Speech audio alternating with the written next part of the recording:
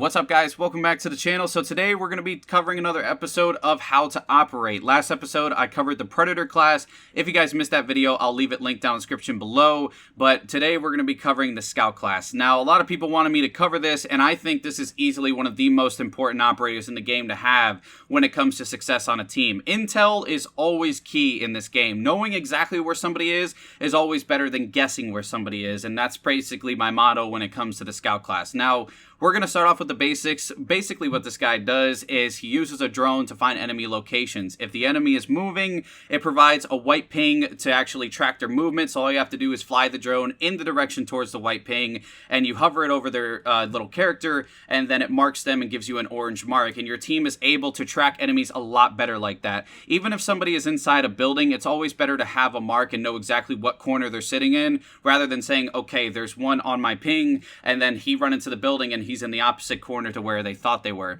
Also, it's really important to keep in mind with the Scout class that you are super important and you need to stay alive, but we'll get into that a little bit later on. So moving on to the Scout operator's weapons, we have three choices. We have the MPX, the MP7, and the MDR. Now, when it comes to the MPX, I used to use this in the beginning of Ghost War. It's definitely one of my favorites when it comes to the SMG category. It's got good damage, good rate of fire, it's got decent accuracy and decent handling, but when it comes to the range, it's a little bit of an issue, and that's why I like the MDR a little bit more, because the MPX struggles at range. But usually if I have to engage with somebody at range with the MPX, I just single tap it or do like 3-round bursts with it, and that usually works out.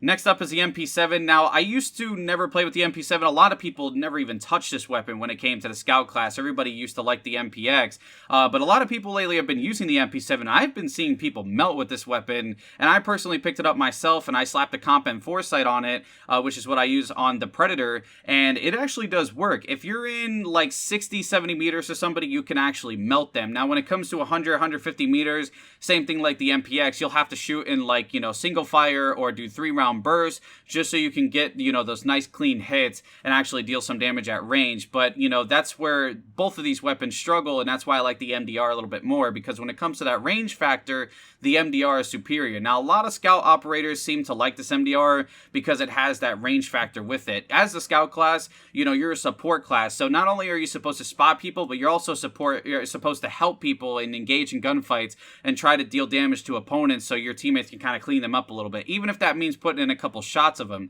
Now, if I have a teammate that's 150, 200 meters away from me, I'm not going to be able to hit them with the MP7 or the MPX. I could probably hit them once or twice, but not as efficient as I could with the MDR. Now, when it comes to the MDR for the sights, I personally like using the Micro T1 or the EXPS3. I never use the Panoramic or the Russian Red Dot. I personally recommend using the Micro T1 or the EXPS3. When it comes to the MP7, I like using the Comp M4 sight or the Panoramic. When it comes to the MPX, I like using the Micro T1 only. I really recommend using the Micro T1 on the MPX.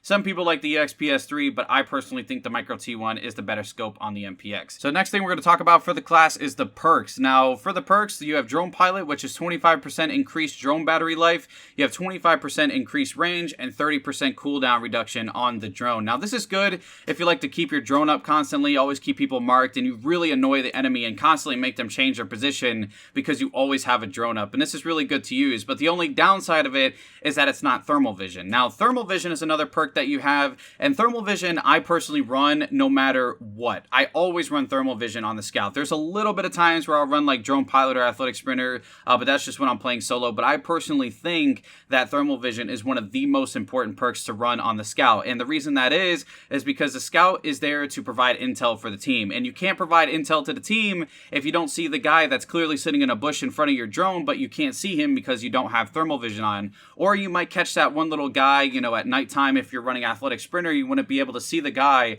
that's right behind, that little dark corner where all the barrels are and stuff like that. But if you had thermal vision, it would be totally different. So I think no matter what time of day it is, whether it's daytime, nighttime, whatever it may be, I always personally think that you should run thermal vision. Some people would disagree with that, but I think thermal vision is the best way to go, because there's little things that you'll miss when you don't run thermal vision vision that you would have seen if you had it on. So definitely recommend running that. And then a lot of people like to run athletic sprinters so they can, get their marks and then keep up with their team. But like I said, just stick to thermal vision. I definitely think it'd be game changing if you run it. Just try it for like a couple days, slap on a thermal vision, no matter what time of day it is, day, night, rainy, stormy, whatever it may be. Even if it's 1600 clear sky and it's nice and sunny outside and your character's freaking sweating balls, run the thermal vision. I'm telling you, it's game changing. So now getting in depth with the scout class, it is really important for you to stay alive. You are the biggest key factor to your team's success when calling out people, marking them, tracking their movement, whatever it may be. You're really important and you provide intel for the team. A lot of teams like to run 3 assault classes, 1 scout. If you're that kind of scout that likes to go rogue, run athletic sprinter, get up in the gunfights, and you're the first one dead, or you make a mistake and try to engage with a one-on-one, scout versus point man, and you lose that gunfight, now you have 3 assault teammates that are actually alive that have no intel, and you have no idea where the enemies are going to be at, and you most likely lose the round unless your team gets really lucky and actually ends up winning their gunfights. So it's really important to stay alive. You're a support class. You're not an assault class. You have 3 assaults already, or you have 2 assaults, whatever it may be. You're really important to keep alive, and you definitely provide all the intel, and intel is key in this game. Next up, when it comes to the drone, a lot of people rely on the pings, and I, while recommending this and, looking out for the pings, I also would say don't rely on the pings, because a lot of people, they'll throw up their scout drone, they say, okay, I'm only getting 2 pings over here, I don't see the others, and then they'll close their drone. Instead of relying on those pings and, just marking those 2 guys that actually showed up with the white pings, maybe throw on that thermal vision and kind of look around. You want to look at high traffic areas. If you know somebody likes to rush towards this building,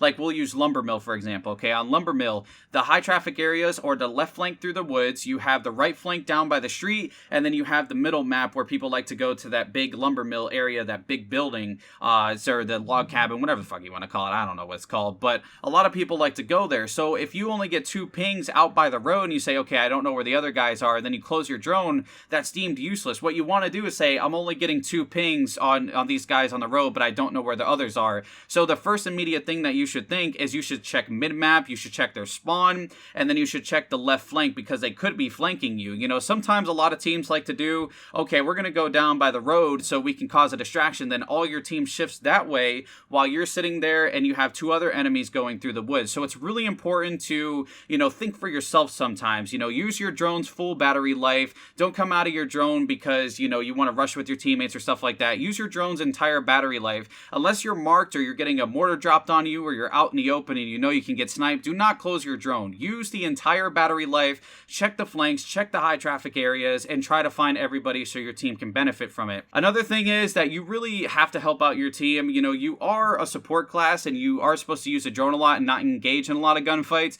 but it's also important to help them out. If you can put on a couple shots or kill somebody that's really easy to kill, you want to kill them, but you don't want to sit there and get in gunfights like I talked about earlier. You don't want to get in a one-on-one with a point man. Sometimes you can't escape it. It happens, but if you know somebody's like 100 meters away, you're not going to sit there as a scout class and say, okay, I'm going to rush this guy, man. Like, knowing he's a point man or a predator that has that 30% extra health or has that battle rage. So you just need to pick and choose your gunfights. But I told you guys earlier about the MDR. It's important to have this weapon because you have that long range and that medium range to help your team out. Even if you can put, like I said, a couple shots into somebody and then your assault classes can clean them up, that's a good strategy to have. So you want to stay far enough back to where you can stay alive, but close enough to where you can help, get shots on the enemies and make it a little bit easier for your team, to kill them. It's always important to, be a support class in and out of the drone. So that's my scout tips and tricks. Hopefully you guys enjoyed the video. If you did, don't forget to drop a like on it. Subscribe if you're new. Let me know your thoughts and opinions down in the comments below.